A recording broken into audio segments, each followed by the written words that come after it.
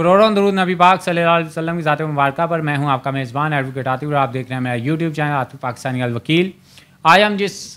Legal topic के साथ हाजिर हुए हैं ये बहुत ही अहम नौइयत का टॉपिक है, ख़ास तौर पे फ़ौजदारी मुकदमात के अंदर। मैंने अपनी पिछली वीडियो में जिक्र किया था कि नेक्स्ट वीडियो में मैं इंशाल्लाह आईडी परेड के हवाले से जो है वो बताऊँगा उसके अंदर क्या क्या प्रिकॉशन मैयर्स जो हैं वो अडॉप्ट किए जाते हैं और क्यों किए जाना ज़रूरी हैं उसका भी हम जिक्र करेंगे। और इसके अंदर मैं साइटेशन भी अपनी जो है वो बताऊंगा कि किस साइटेशन का हम के ऊपर जो है हम ये बात कर रहे हैं, उसका भी मैंने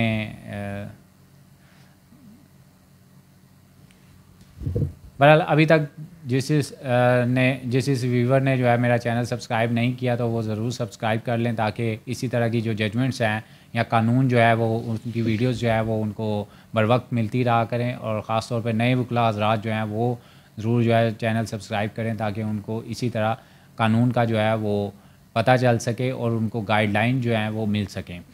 अभी बहरहाल पॉइंट पे आते हैं कि आईडी परेड जो है वो किसी भी फ़ौजदारी मुकदमात के अंदर बहुत अहम हैसियत होती है। इसकी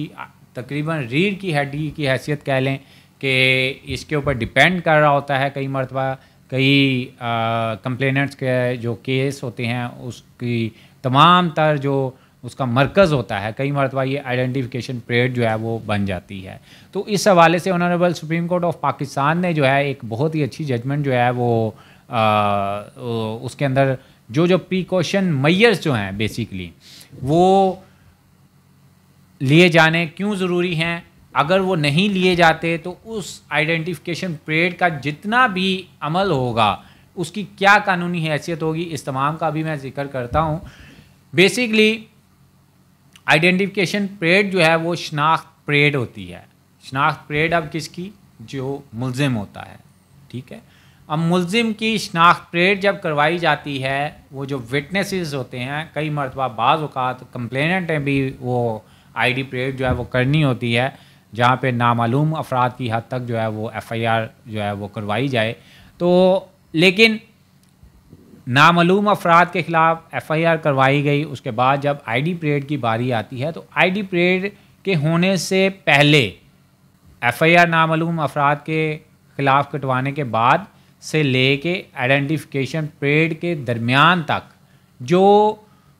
इक़दामात पुलिस ने करने होते हैं, जो पुलिस की ज़िम्मेदारी होती है, वो मैं आज बयान करने लगा हूँ कि वो क्या क्या ज़िम्मेदारी हैं जिनका पूरा किया जाना, जो रूल्स हैं जिन रूल्स के तहत वो पूरा किया जाना जो है वो ज़रूरी है, वो क्या क्या हैं। वो ये हैं कि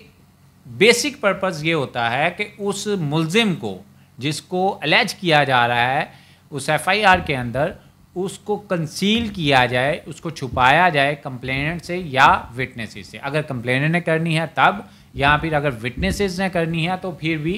उनको प्रिकॉशनरी मैयर्स लेते हुए कि विटनेसेस के सामने भी ना लाया जाए अगर गवाहान ने करनी है आइडेंटिफिकेशन परेड, और अगर आइडेंटिफिकेशन परेड कंप्लेनेंट ने करनी है तो फिर उसके सामने ना लाया जाए, क्योंकि अगर वो उसको सामने ले आते हैं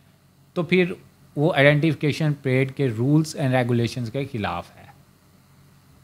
और ये तमाम चीज़ें रोज़नामचे में या जो डायरी होती है पुलिस की अपनी, उसके अंदर उसका ज़िक्र किया जाना बहुत ज़रूरी होता है। कानून ये कहता है, सुप्रीम कोर्ट ऑफ पाकिस्तान ये कहती है, साइटेशन है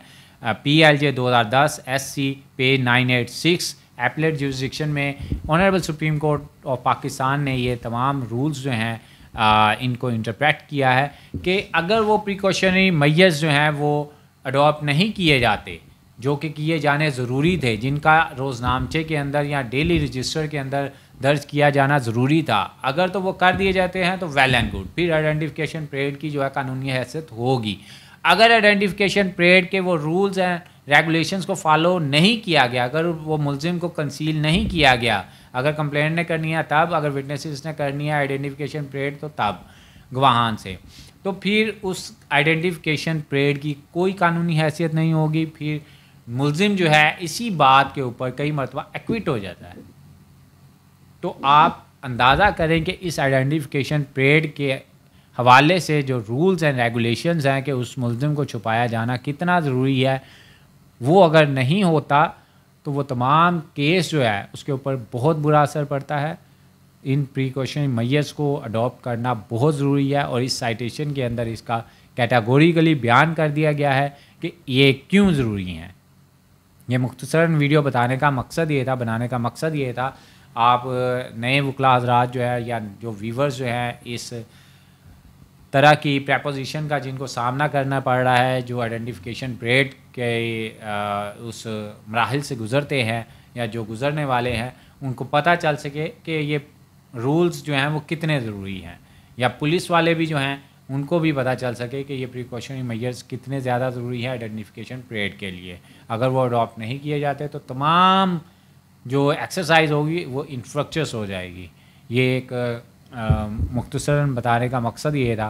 कि honourable supreme court of Pakistan ने जो है ये मैं अपनी रिपोर्टेड जजमेंट के अंदर तमाम चीज़ों को मेंशन कर दिया है। अब तमाम इदारे, तमाम सबॉर्डिनेट कोर्ट्स, तमाम दूसरे अफराद जो है इस साइटेशन को, इस जजमेंट के ऊपर अमल दरामद करने के पाबंद हैं, और अगर वो इसको फॉलो नहीं करते तो अल्टीमेटली जो है वो केस में नुकसान उठाना पड़ सकता है और नुकसान होता भी है। अभी नेक्स्ट जो है वो मैं एक एफआईआर और सप्लीमेंट्री स्टेटमेंट के अंदर क्या फ़र्क है, रूल ऑफ कंसिस्टेंसी के ऊपर मेरे आने वाली वीडियोस हैं, उनको ज़रूर देखिएगा। और अगर आपने चैनल सब्सक्राइब नहीं किया हुआ तो चैनल ज़रूर सब्सक्राइब कर दें और